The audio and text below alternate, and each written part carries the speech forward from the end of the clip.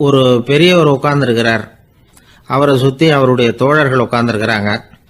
ஏதோ ஒரு முக்கியமான செய்தியை அவர் அவங்களுக்கு சொல்லிகிட்டு இருக்கிறார். அவங்களும் ஆர்வமாக கேட்டுக்கிட்டு இருக்கிறாங்க. இந்த சமயத்தில் யாரோ ஒரு ஆள் வேகமாக அங்கே வர்றார். வர்ற வேகத்திலேயே எனக்கு ஏதாவது உதவி செய்யுங்க அப்படின்னு கேட்டுக்கிட்டே வர்றார். கேட்கறது உதவி, ஆனால் குரல் மிரட்டுறது மாதிரி இருக்கு, அதட்டி கேட்கறது மாதிரி இருக்கு. இதை கேட்டதும் அந்த பெரியவர் ஆத்திரப்படலை, ஆனால் அவரை சுற்றி இருந்தவங்க ஆத்திரப்பட்டாங்க. இதை பெரியவர் கவனிச்சார். கொஞ்சம் அமைதியாக இருங்கன்னார். வந்தவரை கூப்பிட்டார். அவருக்கு சில பொருள்களை கொடுத்தார்.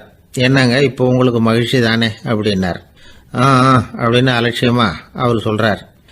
நான் உங்களை நல்ல முறையில் நடத்தினேன்னா அப்படின்னு கேட்குறாரு அவர் மறுபடியும்.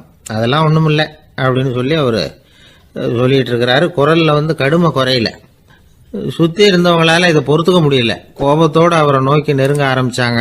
பெரியவர் அவங்களையெல்லாம் தடுத்து நிறுத்தினார். வந்தவரை வாங்க என்னோட அப்படின்னு சொல்லி அழைச்சிட்டு போனார். வீட்டுக்கு போனார். அங்கே போனதும் இன்னும் சில பொருள்களை எடுத்து அவர்கிட்ட கொடுத்தார். இப்போ திருப்தி தானே, நான் உங்ககிட்ட நல்ல முறையில் நடந்துக்கிட்டேனா அப்படின்னார். அவர் முகம் இப்போ தான் கொஞ்சம் மலர்ந்தது. ரொம்ப நன்றி, இறைவன் உங்கள் குடும்பத்துக்கு எல்லா நன்மைகளையும் செய்வான் அப்படின்னு சொன்னார். இதே வார்த்தைகளை என்னுடைய தோழர்கள்கிட்டே சொல்லிட்டீங்கன்னா அவங்க கோபம் தணிஞ்சிரும், வர முடியுமான்னார். கண்டிப்பாக வர்றேன் அப்படின்னாரு. மறுநாள் காலையில் அந்த இடத்துக்கு வந்தார். அதே மாதிரி சொல்லிவிட்டு அவர் போயிட்டார். தோழர்கள்லாம் ரொம்ப வியப்போடு பெரியவரை பார்த்தாங்க. அந்த பெரியவர் தான் நபிகள் நாயகம். அவர் சொன்னார், ஒருத்தன் ரொம்ப ஆசையாக ஒரு ஒட்டகத்தை வளர்த்துக்கிட்டு வந்தான். ஒரு நாள் அந்த ஒட்டகம் கயத்தை அறுத்துக்கிட்டு ஓடி போயிட்டுது. அக்கம் பக்கத்தில் இருக்கிறவங்கெல்லாம் அந்த ஒட்டகத்தை பிடிக்கிறதுக்கு முயற்சி பண்ணாங்க. அதை துரத்திக்கிட்டு ஓடினாங்க. ஒட்டகம் தாறுமாறாக ஓட ஆரம்பிச்சுது. இந்த சமயத்தில் ஒட்டகத்தை வளர்த்தவன் அங்கே ஓடி வந்தான். நீங்கள் அதை ஒன்றும் செய்ய வேணாம், விட்டுருங்க. அதோட சுபாவம் எனக்கு நல்லா தெரியும். அதை சுலபமாக என்னோட வழிக்கு கொண்டுட்டு வந்துட முடியும். நான் பார்த்துக்கிறேன், விட்டுருங்க அப்படின்னா. எல்லாரும் விலைக்கு போயிட்டாங்க. இவன் என்ன செஞ்சான் தெரியுமா? கொஞ்சம் புல்லை கையில் எடுத்துக்கிட்டு அந்த ஒட்டகத்தை நெருங்கினான். அவ்வளவுதான். அது ஓடி இவன் காலடியில் உட்காந்துக்கிட்டது. செல்லமாக அதை அப்படியே தடவி கொடுத்தான். முதுகில் ஏறி உட்காந்துக்கிட்டான். அது பாட்டுக்கு சாதுவாக நடந்து போகுது. இந்த கதையை நபிகள் நாயகம் தம்முடைய தோழர்களுக்கு சொல்றார். ஒட்டகத்தை மட்டும் இல்லை, சில மனிதர்களையும் கூட சில விதத்தில் அணுகிதான் அவர்களை சீர்திருத்த வேண்டியிருக்குது அப்படிங்கிறத அவங்களுக்கு உணர்த்தினார். இது ஒரு அழகான உளவியல் அணுகுமுறை. சில குடும்ப தலைவர்கள் கூட இந்த ஒட்டகம் மாதிரி நடந்துகிறது உண்டு, அப்புறம் அடங்கி போகிறதும் உண்டு.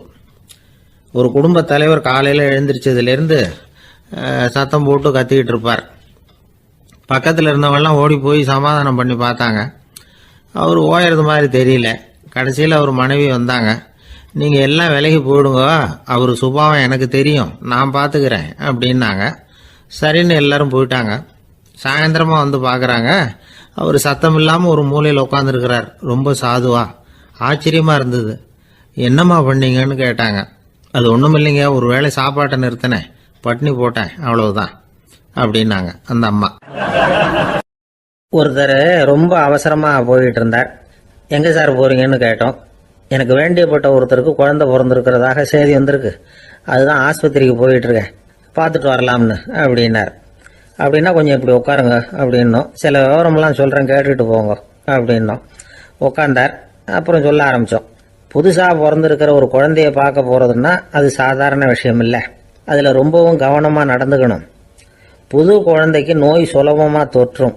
முக்கியமாக காற்று மூலமாக பரவுகிற நோய்கள் சுலபமாக வந்துடும். அதனால் நமக்கு உடம்பு சரியில்லைன்னா குழந்தைய விட்டு கொஞ்சம் தள்ளியே இருக்கிறது தான் நல்லது. பெரியவங்களை பொறுத்த வரைக்கும் சாதாரணமாக உள்ள ஒரு கிருமி கூட குழந்தைய பொறுத்த வரைக்கும் ரொம்ப மோசமான ஒரு கிருமியாக இருக்கும்.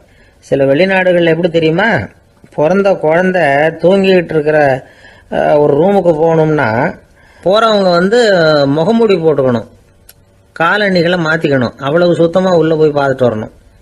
பொதுவாக சில ஆஸ்பத்திரிகளில் பார்த்தீங்கன்னா பார்வையாளர்கள் நேரத்தில் விசிட்டிங் ஹவர்ஸ் தாயை விட்டு குழந்தைய தனியாக பிரித்து வச்சுருவாங்க. எதுக்குன்னு நினைக்கிறீங்க? அந்த நேரம் பல பேர் வருவாங்க போவாங்க. அவங்க கை கால் சுத்தமாக இருக்காது. சுத்தம் இல்லாத கைகள் மூலமாக கிருமிகள் பரவும். சுத்தம் இல்லாத கைன்னா மண்ணு தூசி படிஞ்சிருக்கிற கை மட்டும் தான் அர்த்தம் இல்லை.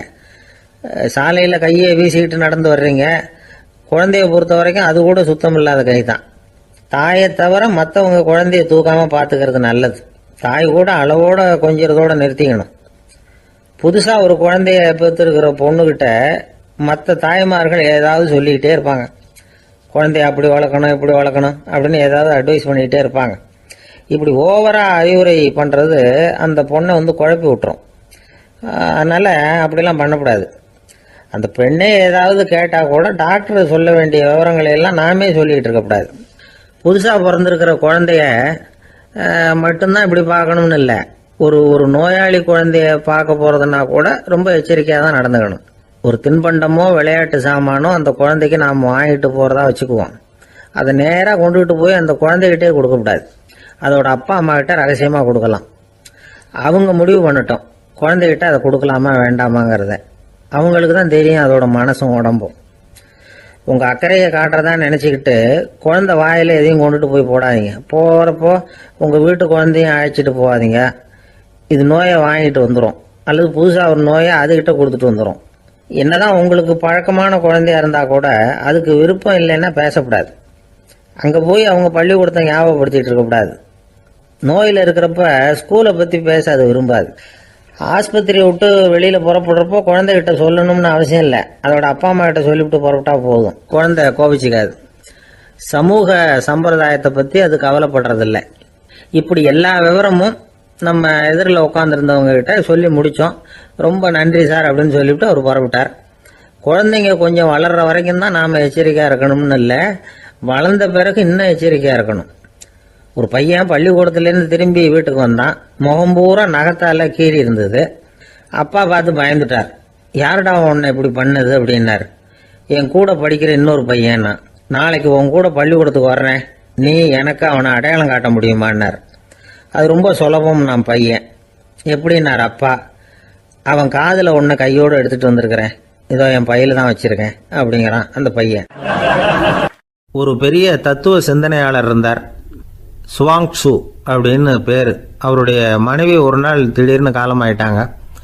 ஐயோ பாவம், அவர் ரொம்ப வருத்தப்படுவார், போய் ஆறுதலாக 4 வார்த்தை பேசிவிட்டு வரலாம் அப்படின்னு நினச்சிக்கிட்டு நிறைய பேர் அவரை தேடிட்டு வந்தாங்களாம்.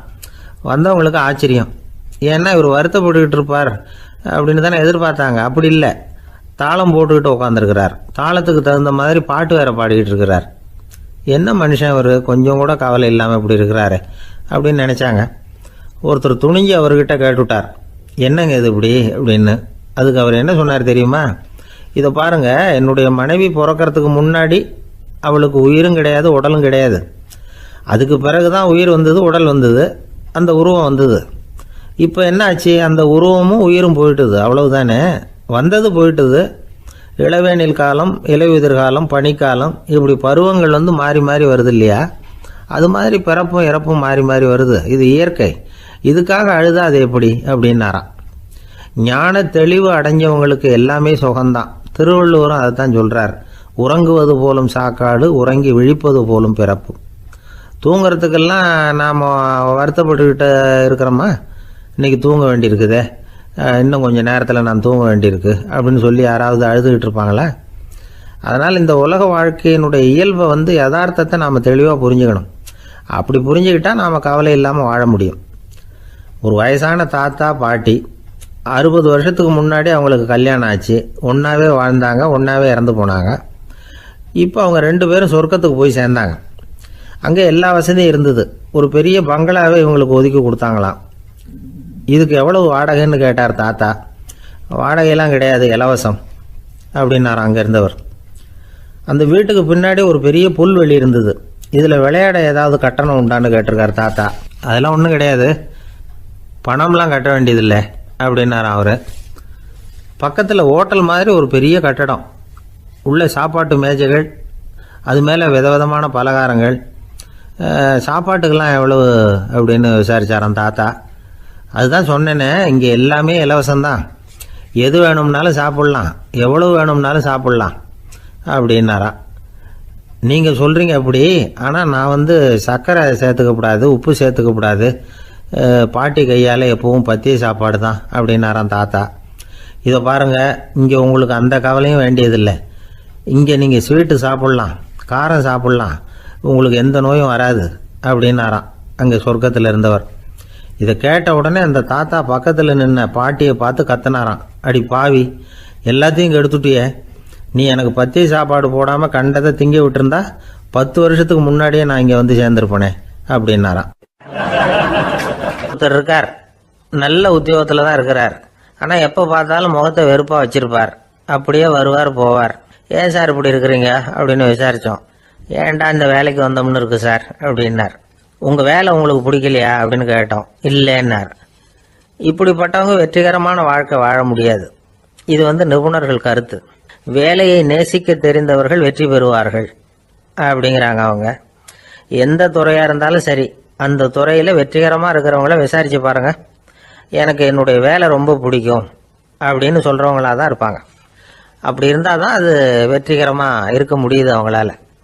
ஒருத்தனுக்கு பிடித்தமான பொழுதுபோக்கே அவனுடைய தொழிலாக இருந்துட்டுதுன்னா அவனை மாதிரி கொடுத்து வச்சவன் வேற யாரும் இல்லை அப்படிங்கிறார் பெர்னாட் ஷா. ஒரு தடவை மன்னர் ஹுமாயூன் உயிரை தண்ணீர் முண்டு ஊற்றுகிற தொழிலாளி ஒருத்தர் காப்பாத்தினாராம் அந்த ஹுமாயூன் உயிரை. உடனே மன்னர் கேட்டிருக்கார், உனக்கு என்ன வேணும்னாலும் கேளு தரேன், உயர் பதவி வேணுமா அப்படின்னு கேட்டாராம். மன்னா, மக்களின் தாகம் தீர்க்கக்கூடிய இந்த பணியை விட உயர்ந்தது உண்டா அப்படின்னாராம் அந்த தொழிலாளி. அவரால் அவருடைய வேலையை நேசிக்க முடிஞ்சுது, அதனால மகிழ்ச்சியாக இருக்க முடிஞ்சுது. நாமெல்லாம் அப்படி இல்லை. வேலை கிடைக்கிற வரைக்கும் கிடைச்சா போதும் அப்படின்னு இருக்கோம். கிடைச்சதுக்கப்புறம் ஏன்டா அந்த வேலைக்கு வந்தோம்னு ரொம்பவும் அழுத்துக்குவோம்.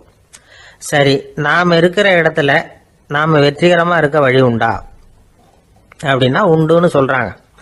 அதாவது மன இயல் நிபுணர்கள் இருக்கிறாங்க இல்லையா, அவங்க அதுக்கு முக்கியமாக 6 வழிகள் சொல்கிறாங்க. நீங்கள் ஒரு அலுவலகத்தில் வேலை பார்க்குறவரா அப்படின்னா இதை கேளுங்க. அதாவது உங்கள் மேலதிகாரி எதிர்பார்ப்புக்கு தகுந்த மாதிரி உங்கள் வேலை இருக்குதா? அப்படி இல்லைன்னா முதல்ல உங்கள் வேலையின் தரம் உயரணும். உங்களுக்கு மேலே கீழே வேலை பார்க்குற பணியாளர்கள்கிட்ட நல்ல விதமாக பழகிறீங்களா? அந்த உறவு முறையில் ஏதாவது குறை இருந்தால் அதை கண்டுபிடிச்சி சரி பண்ணுங்க. நம்பிக்கைக்கு உரியவர் அப்படின்னு நீங்கள் பேர் எடுக்கணும். நீங்கள் எடுக்கிற முடிவு நல்ல முடிவாக தான் இருக்கும் அப்படின்னு அடுத்தவங்க சொல்லணும். உங்கள் தோற்றத்துக்கு முக்கியத்துவம் கொடுங்க. இது மனம் உடல் ரெண்டும் சம்பந்தப்பட்டது. அதனால் மனசையும் ஆரோக்கியமாக வச்சுருக்கணும், உடம்பையும் ஆரோக்கியமாக வச்சுருக்கணும். உங்களுடைய நிர்வாகம் செயல்படுற விதத்தை நல்லா புரிஞ்சு வச்சுக்கணும். உங்களுடைய நிர்வாகம் இப்போ ஒரு காரியம் செய்யுதுன்னு வச்சுங்க, ஏன் அப்படி செய்யுது, எதுக்காக அப்படி செய்யுது, அதனுடைய குறிக்கோள் என்ன, அது நீடிக்கிறதுக்கு காரணம் என்ன, இதையெல்லாம் தெரிஞ்சுக்கணும். சிரிப்புக்கு வஞ்சகம் பண்ணக்கூடாது, நல்லா சிரிக்கணும், அப்போ தான் அது திரும்ப கிடைக்கும்.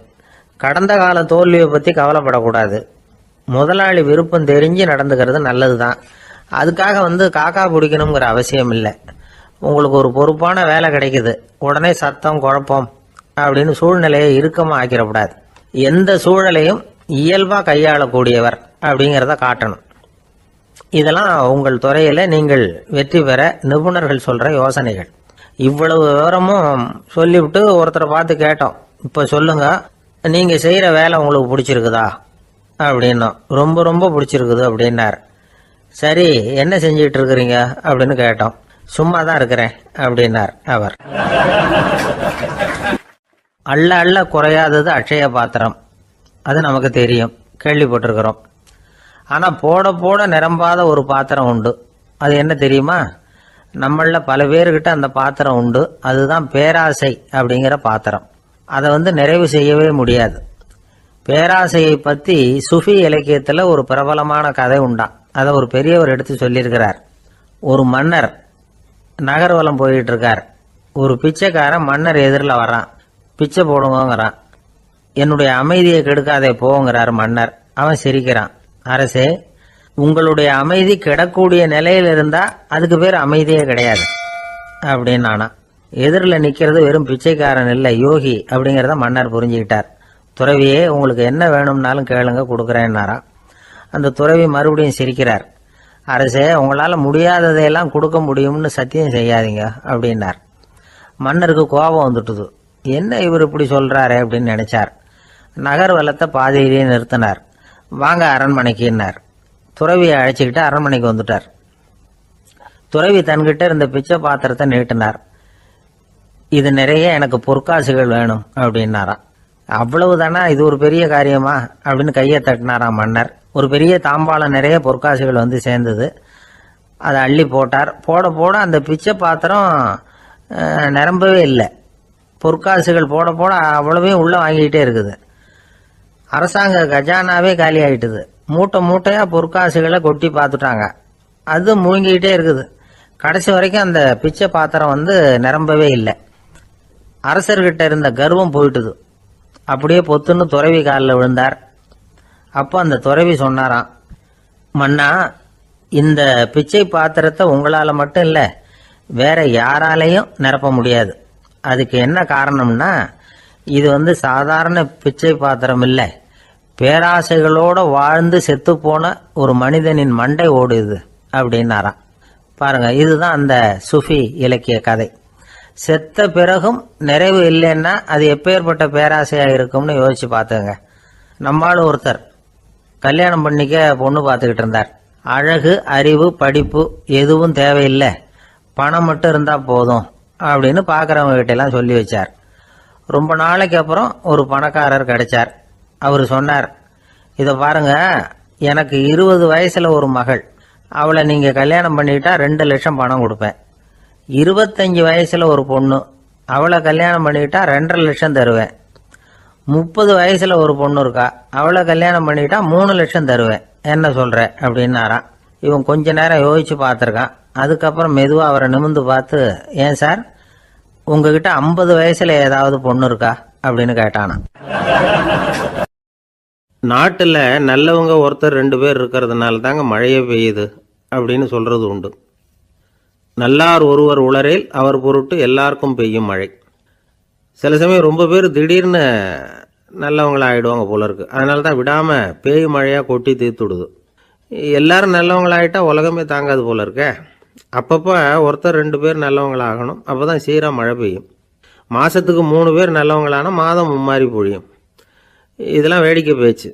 இப்போ இதெல்லாம் ஒரு பக்கம் இருக்கட்டும். இப்போ விஷயத்துக்கு வருவோம். ஒரு கும்பலில் நல்லவன் யார் அப்படிங்கிறத எப்படி கண்டுபிடிக்கிறது? இதுக்கு ஒரு வேடிக்கை கதை உண்டு. என்னுடைய நண்பர் ஒருத்தருக்கு அவங்க பாட்டியம்மா சொன்ன கதையும் அது. அது என்ன கதைன்னா, ஒரு ஊரில் ஒரு சமயம் பலமான மழை பெய்ய ஆரம்பிச்சுட்டு தான். இடி மின்னல் ரொம்ப கடுமையாக இருந்திருக்குது. ஆரம்பித்த மழை வர வர கடுமையாக ஆகிட்டு இருக்குதே தவிர நிற்கிற பாடா தெரியல. ஊர் ஜனங்கள்லாம் பார்த்தாங்க. இதுக்கு மேலேயும் வீட்டு உள்ள இருந்தால் ஆபத்துங்கிறத புரிஞ்சுக்கிட்டாங்க. ஏன்னா வீடெல்லாம் இடிஞ்சு விழுந்துருமோங்கிற பயம். உடனே எல்லாரும் புறப்பட்டு ஊருக்கு பொதுவாக இருந்த ஒரு மண்டபத்தில் போய் தங்கிக்கிட்டாங்க. மின்னல் கடுமையாக இருந்தது. இடி எந்த நேரத்துலையும் விழலாம்ங்கிற நிலைமை. எப்போ விழலாம்னு பார்த்துக்கிட்டு இருக்குது. அந்த மண்டபத்தில் இருந்த ஜனங்கள் மனசுக்குள்ள ஒரு பயம். நம்ம கூட்டத்தில் யாராவது ஒரு கெட்டவன் பாவம் பண்ணவன் இருந்தால் கூட இடி இந்த மண்டபத்தில் விழுந்துரும், அது எல்லாருக்கும் ஆபத்து அப்படின்னு நினச்சாங்க. சரி, இதுக்கு என்ன பண்ணலாம் அப்படின்னு யோசனை பண்ணாங்க. அந்த கூட்டத்தில் ஒரு பெரியவர் இருந்தார். அவர் ஒரு யோசனை சொன்னார். இதை பாருங்க, அதுக்கு ஒரு வழி இருக்கு. அதோ எதிர்த்தாப்புல கொஞ்சம் தூரத்தில் ஒரு உயரமாக மரம் ஒன்று இருக்குது பாருங்க. பொதுவாக இடி சுலபமாக விழறது அது மாதிரி உயரமான மரத்தில் தான். நம்ம கூட்டத்தில் இருக்கிறவங்க எல்லாரும் ஒவ்வொருத்தராக போய் அந்த மரத்தை தொட்டு விட்டு திரும்பி வந்துடணும். நம்மள பாவம் பண்ணவன் யாரோ அவன் அந்த மரத்தை தொடுற சமயத்தில் இடி விழுந்துடும். அவன் மட்டும் போயிடுவான். மண்டபத்தில் இருக்கிற நாமெல்லாம் பொழைச்சிக்கலாம் அப்படின்னு ஐடியா கொடுத்தார் அந்த பெரியவர். இது நல்ல யோசனையாக பட்டது. எல்லாரும் ஒத்துக்கிட்டாங்க. ஒவ்வொருத்தராக போய் அந்த மரத்தை தொட்டு விட்டு திரும்பி வந்தாங்க. இடி எதுவும் விழலை. இன்னமும் பாவம் பண்ண ஆசாமி அதை போய் தொடலை போல இருக்கு அப்படின்னு நினச்சிக்கிட்டாங்க. ஒவ்வொருத்தராக போகிறாங்க. எல்லாரும் போய் தொட்டுவிட்டு வந்தாச்சு. இன்னும் ஒரே ஒரு ஆசாமி தான் பாக்கி. கடைசியாக இருந்த அந்த ஆள் பயந்துட்டான். இது வரைக்கும் இடி விழலைன்னா இப்போ என்ன அர்த்தம்? இப்போ நாம தான் பாக்கி, நாம தான் தப்பு பண்ண ஆள் போல இருக்கு அப்படின்னு நினச்சிட்டான். அதனால் துணிச்சலாக போய் தொடுறதுக்கு பயந்தான். தயங்கிக்கிட்டே இருந்தான். இருந்தாலும் மற்றவங்கள்லாம் சும்மா இருப்பாங்களா? கட்டாயப்படுத்தி கழுத்தை பிடிச்சி தள்ளாத குறையா அவனை தள்ளி விட்டாங்க. போய் தொட்டுட்டு வாடான்னு. அவன் நடுங்கிட்டே போய் அந்த மரத்தை தொட்டான். அதே வினாடி ஒரு பயங்கரமான மின்னல் இடி விழுந்துட்டுது. எங்கே விழுந்தது தெரியுமா? அந்த ஆள் மேலே இல்லை, மண்டபத்தில் விழுந்தது. மண்டபத்தில் இருந்தவங்க பூரா காலி. அந்த ஒரு ஆள் மட்டும் புழைச்சிக்கிட்டான். இந்த ஒரு ஆளை காப்பாற்றுறதுக்காக தான் இடி மண்டபத்தில் விழாமல் இருந்திருக்குது. இதுதான் கதை. அதனால் நல்லவங்க எப்படியும் தப்பிச்சுக்குவாங்க அப்படிங்கிறது ஒரு நீதி. ஒருத்தன் அப்படி தான் தெருவில் நடந்து போய்கிட்டு இருந்தான். ரொம்ப நல்லவன். எதிரில் ஒருத்தன் சைக்கிளில் வந்துக்கிட்டு இருந்தான். அதில் மோதி இவன் கீழே விழுந்துட்டான். சைக்கிள்காரன் உடனே இறங்கி இவனை தூக்கி விட்டான். இவன் எழுந்திரிச்சு அவனை முறைச்சி பார்த்தான். அப்படி பார்க்காதீங்க சார், நீங்கள் ரொம்ப புண்ணியம் பண்ணியிருக்கீங்க, அதுதான் இப்போ சைக்கிளில் மோதிக்கிட்டீங்க அப்படின்றான். என்ன அப்படி சொல்கிறேன் நான் இவன், 10 நிமிஷத்துக்கு முன்னாடி நான் லாரி ஓட்டிகிட்டு வந்தேன், அப்போ நீங்கள் எதிரில் வந்திருந்தீங்கன்னா என்ன ஆயிருக்கும் அப்படின்னானா அவன். ஒரு பெரிய அரசன் இந்த உலகம் பூராவையும் ஆண்டுகிட்டு இருந்தான். ரொம்ப காலம் அப்படி அரசாட்சி பண்ணிக்கிட்டு இருந்தான். திடீர்னு அவனுக்கும் சில எதிரிகள் முளைச்சாங்க. அவங்கெல்லாம் ஒன்று சேர்ந்து இவனை தோற்கடிச்சுட்டாங்க. தோற்று போனதும் இவனுக்கு பயம் வந்துட்டுது, எங்கே எதிரிகள் நம்ம கொண்டுடுவாங்களோ அப்படின்னு. வெளியில் வந்தால் தனக்கு ஆபத்துன்னு பயந்துக்கிட்டு யாருக்கும் தெரியாமல் ஒரு குகைக்குள்ளே போய் பதுங்கி கிடக்கிறான். நிலைமையை பாருங்கள். முதல் நாள் அரண்மனையில் அதிகாரம் பண்ணிக்கிட்டு இருந்தவன் மறுநாள் குகையில் பயந்து போய் பதுங்கி கிடக்கிறான். ராத்திரி நேரம் வந்தது, பசி வயத்தை கிள்ளுது, பிச்சை எடுத்து சாப்பிட வேண்டிய நிலைமை. பிச்சை எடுக்கிறதுக்கு பாத்திரம் வேணுமே, என்ன பண்ணுறது அப்படின்னு அங்கேயும் இங்கேயும் பார்க்குறான். ஒரு மூலையில் யாரோ விட்டுட்டு போன ஒரு ஓடு கிடக்குது. அதை எடுத்துக்கிட்டு புறப்பட்டான். இருட்டில் வழி புரியல. ஏதோ ஒரு யூகத்தில் காலை மெதுவாக எடுத்து வச்சு நடந்து போயிட்டுருக்கிறான். வழியில் ஒரு கருப்பு நாய் படுத்து கிடந்தது. இருட்டில் அவன் இது கண்ணுக்கு சரியாக தெரியல. அவனுக்கு தவறி போய் காலை வச்சுட்டான். அது மேலே நாய் சும்மா இருக்குமா, வள்ளுன்னு விழுந்து கடிச்சு விட்டுது. காலை பார்க்குறான், காலத்தையும் நினச்சி பார்க்குறான். அரண்மனையில் வீரக்கழல் அணிந்த காலை உடைய மன்னா அப்படின்னு புகழ்வாங்களே புலவர்கள்லாம். ஆனால் அது இன்றைக்கி நாய் கடித்த காலம் ஆயிட்டுதே அப்படின்னு நினைக்கிறான். அது மட்டும் இல்லை, முன்னாடியெல்லாம் பொற்கிண்ணங்களில் தான் அவன் சாப்பிடுவான். ஆனால் இப்போது உடஞ்சி போன ஓட்டு, அது ஓட்டை கையில் வச்சுக்கிட்டு நிற்கிறான். அதில் ஏதாவது யாராவது சாப்பாடு போடுவாங்களான்னு. முன்னாடியெல்லாம் நிறைய பேர் அரண்மனைக்கு வருவாங்க. அரசருக்கு காணிக்கைன்னு சொல்லி இவன் காலடியில் கொண்டாந்து கொட்டுவாங்க. அப்போல்லாம் இவன் அந்த ஜனங்களுடைய முகத்தை திரும்பி கூட பார்க்கறதில்ல, ரொம்ப கர்வமாக உட்காந்துருப்பான். அதே ஆள் இன்றைக்கி எல்லார் கண்ணுலேயும் படுறது மாதிரி பிச்சை எடுத்துக்கிட்டு இருக்கிறான். அப்போலாம் காணிக்கைகளை தன்னுடைய கையால் வாங்கிறது தனக்கு கௌரவ குறைச்சல்னு நினச்சி தன்னுடைய வேலைக்காரங்களை விட்டு தான் அதை வாங்க சொல்லுவான். இப்போ பார்த்தீங்கன்னா அவனே தன் கையாலேயே பிச்சை வாங்குறான். நினச்சி பாருங்கள், அந்த மனுஷன் முத நாள் அரசன், மறுநாள் பிச்சைக்காரன். எவ்வளோ வித்தியாசம்! செல்வம் தான் இப்படி ஒரு வித்தியாசம் ஏற்படுறதுக்கு காரணம். அப்படிப்பட்ட செல்வம் வாழ்க்கையை நடத்துறதுக்கு நமக்கு தேவை தான். ஆனால் அதையே நாம் அடைய வேண்டிய பயனாக நினைக்கிறோம் பாருங்கள், அதுதான் வேடிக்கை. இதை நம்மாழ்வார் அழகாக ஒரு பாசுரத்தில் சொல்கிறார். ஒரு நாயகமாய் ஓட உலகுடன் ஆண்டவர், கருணாய் கவர்ந்த காலர், சிதைகிய பானையர், பெருநாடு காண இம்மையிலே பிச்சைதாம் கொள்வர், திருநாரணன் தாழ் காலம் பெற சிந்தித்து உய்மினோ அப்படிங்கிறார் நம்மாழ்வார். ஒரு பெரிய பணக்காரர் ஒரு துறவிகிட்ட போய், சாமி என்கிட்ட நிறைய பணம் இருக்குது, இருந்தாலும் நிம்மதி இல்லை, என்னால் நிம்மதியாக இருக்க முடியல, என்ன காரணம்னு கேட்டாராம். உடனே அந்த துறவி இதுக்கு நேரடியாக பதில் சொல்லாமல் பக்கத்தில் நின்றுக்கிட்டு இருந்த ஒரு குழந்தைய கூப்பிட்டார். அது ஓடியாந்தது. ஒரு ஆப்பிள் பழத்தை எடுத்து அது கையில் கொடுத்தார். அதை வாங்கிக்கிட்டு குழந்தை சிரிச்சுது. இன்னொரு பழத்தை எடுத்து கொடுத்தார். அதை இன்னொரு கையில் வாங்கிட்டு சிரிச்சுது. 3வது ஆப்பிள் எடுத்து கொடுத்தார். 2 பழத்தையும் நெஞ்சில் அணைச்சிக்கிட்டு 3வது பழத்தையும் வாங்கிறதுக்கு முயற்சி பண்ணிச்சு. ஆனால் அது உடனே நழுவி கீழே விழுந்து உருண்டு ஓடிச்சு. ஏற்கனவே இருந்ததும் விழுந்துட்டுது. இப்போ அந்த குழந்தை அழ ஆரம்பிச்சுட்டுது. இப்போ அந்த துறவி பணக்காரர்கிட்ட சொன்னாராம், குழந்தைய கவனிச்சியா, 2 ஆப்பிள் போதும்னு அது நினச்சிருந்தா இப்போ அது அழ வேண்டிய அவசியம் வந்திருக்குமா அப்படின்னாராம். எதுவுமே அளவுக்கு மிஞ்சினா துன்பந்தான். இந்த காலத்தில் இதெல்லாம் யார் காதில் வாங்குறாங்க? ஒருத்தனை நல்ல வழிக்கு கொண்டு வரணும்னு நினச்சி அவனை கூப்பிட்டு உட்கார வச்சு இந்த கதையை சொல்லிகிட்டு இருந்தாங்க. சொல்லிவிட்டு அந்த குழந்தை செஞ்சது தப்பு தானே அப்படின்னு கேட்டிருக்கிறாங்க. ஆமாம், தப்பு தான், நானாக இருந்தால் அப்படி செஞ்சுருக்க மாட்டேன் நானா இவன். 2 பழமே போதும்னு சொல்லியிருப்பியா அப்படின்னு கேட்டிருக்காங்க. அப்படி இல்லைங்க, அவர் கொடுக்க கொடுக்க ஒவ்வொரு பழமாக வாங்கி பின்னாடி வச்சுட்டு மறுபடியும் கையை நீட்டுவேன் அப்படிங்கிறானா. இவெல்லாம் எந்த காலத்தில் திருந்துறது? ஒரு நாள் ஒரு 10-15 பள்ளிக்கூடத்து பிள்ளைங்க தேடிட்டு வந்தாங்க. உங்களை பார்த்துட்டு தான் போகணும், அதுக்காக தான் வந்திருக்கோம்னாங்க. என்ன விஷயம்னு கேட்டோம். நாங்கள்லாம் கூடி ஒரு முடிவு பண்ணியிருக்கிறோம், அதை உங்கள்கிட்ட சொல்லணும் அப்படின்னாங்க. அதுவும் ஒரு வாண்டு பையன் அதை சொன்னான். என்ன முடிவு அது அப்படின்னு கேட்டோம் ரொம்ப ஆர்வமாக. அதை இப்போ சொல்ல மாட்டோம், எங்களுக்கு பிடிக்கிற மாதிரி ஏதாவது ஒரு தகவல் சொன்னால் அதுக்கப்புறம் நாங்கள் அதை சொல்கிறோம் அப்படின்னா அந்த வாண்டு பையன். சரி, சின்ன பையன்கிட்ட இன்றைக்கி வசமாக மாட்டிக்கிட்டோம் அப்படின்னு நினச்சிக்கிட்டு அவங்களுக்கு தகுந்த மாதிரி ஒரு கதை சொல்ல ஆரம்பித்தோம். அது என்ன கதைன்னா, ஒரு பெரிய காடு, அதில் பலவிதமான மிருகங்கள். அந்த காட்டுக்கு ஒரு சிங்கம் தான் ராஜா. எப்பவும் காட்டுக்கு அது தானே ராஜா. ஒரு பெரிய யானைக்கு இது பொறுக்கலை. என்ன இது, எப்போ பார்த்தாலும் இங்கே சிங்கத்துக்கே ராஜா பதவி கிடைக்குது, நான்லாம் எவ்வளவு பலசாலியாக இருக்கிறேன், அப்படி இருந்தும் எனக்கு அந்த பதவி கிடைக்கலையே அப்படின்னு தனக்குள்ளே பொறுமிக்கிட்டே இருந்தது. ராஜா பதவியை நினச்சி ரொம்ப ஏக்கம், அதுக்கு பதவி மோகம். இந்த சமயம் பார்த்து ஒரு குள்ள நரி கூட்டம் அதை தேடிட்டு வந்தது. ஐயா பெரியவங்களே, நீங்கள் இந்த காட்டுக்கு ராஜாவாக இருக்க ஆசைப்படுறீங்க, அதில் ஒன்றும் தப்பு இல்லை. ஆனால் அதுக்கு முன்னாடி நீங்கள் எங்கள் கூட்டத்துக்கு கொஞ்ச நாள் தலைவராக இருங்க, அதாவது ராஜாவாக இருங்களேன், உங்களுக்கும் ஒரு ட்ரைனிங் கிடைச்சது மாதிரி இருக்கும் அப்படின்னு சொல்லியிருக்குது இந்த கூட்டம், குள்ள நெறி கூட்டம். இதை கேட்ட உடனே யானைக்கு ரொம்ப சந்தோஷம் தாங்கலை. அதுதான் எப்போன்னு பதவிக்காக காத்துக்கிட்டு இருக்குதே.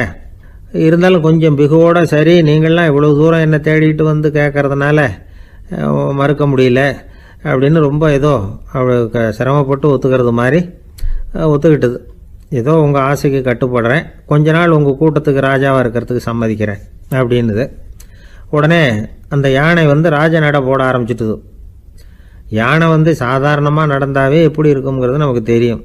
அதுவே ராஜ நடந்தால் எப்படி இருக்கும் கற்பனை பண்ணி பாருங்கள். யானை முன்னாடி கம்பீரமாக போய்கிட்டு இருக்குது, தலைவர் இல்லையா, அதனால் குள்ள நரிகள்லாம் ரொம்ப அடக்கமாக அது பின்னாடி அணிவகுத்து போயிட்டு இருக்குது. ராஜா வாழ்க, மன்னர் வாழ்க அப்படின்னு கோஷம் வேற. யானைக்கு தலைகால் புரியல, அவ்வளவு சந்தோஷம். அந்த யானைக்கு செருக்கு, ஆணவம் எல்லாம் ஏற்பட்டு போச்சு. அதுக்கப்புறம் அது தரையை பார்க்குமா, நிமிர்ந்து நடக்க ஆரம்பிச்சுட்டுது. தரையை பார்க்குறதே இல்லை.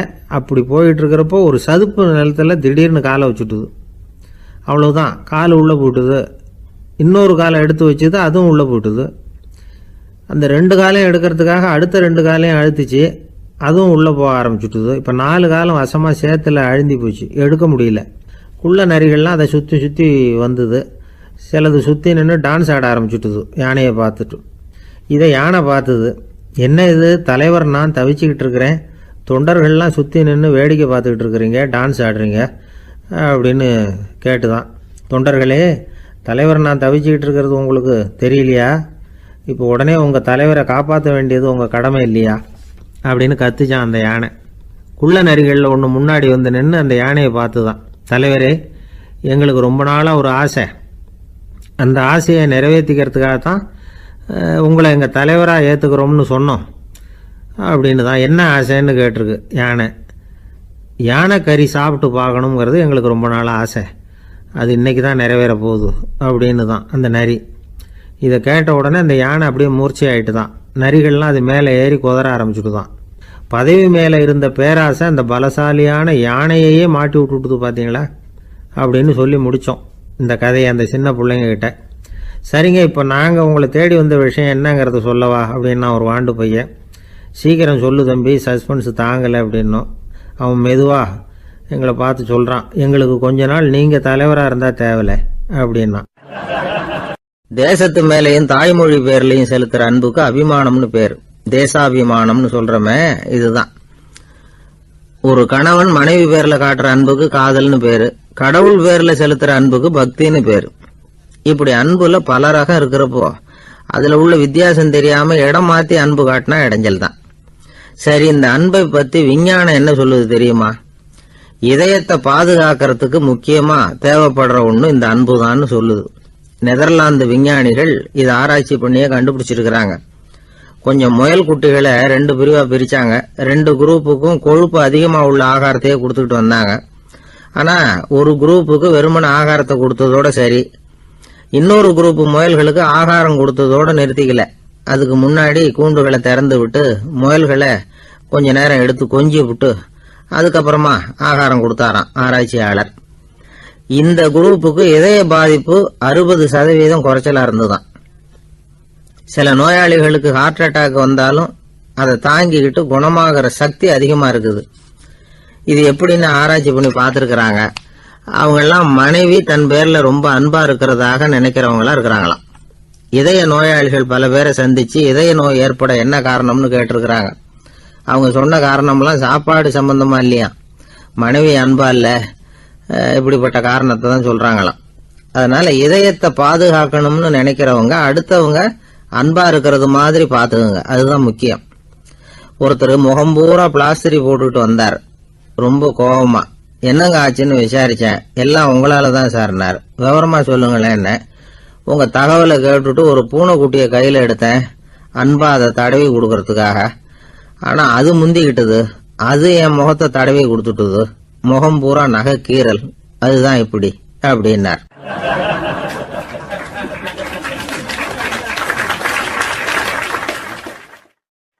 அமெரிக்க ஜனாதிபதி ஆப்ரஹாம் லிங்கன் ஒரு நாள் தன்னோட கோச்சு வண்டியில தலைநகரான வாஷிங்டனுக்கு போயிட்டு இருக்கிறார்.